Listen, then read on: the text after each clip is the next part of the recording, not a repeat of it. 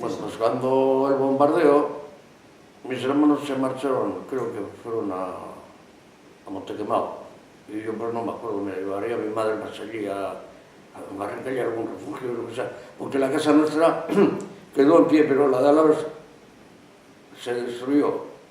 Luego estaba, pues eso, la de Nosu, tampoco no cayó, pero la de tocando a nosotros sí. Y yo digo que pues eso no siempre estaríamos, mi madre me llevaría, claro, pues de matar solo de eso me llevaría con ella.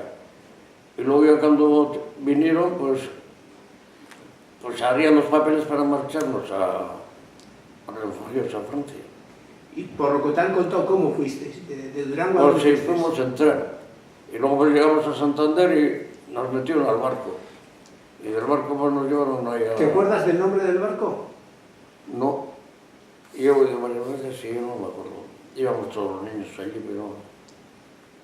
Y bueno, a nosotros yo sé que nos dejaron en antes donde nació Julio Verne. Ah, sí, pero no sé. Bueno, pues donde nació Julio Verne muy cerca.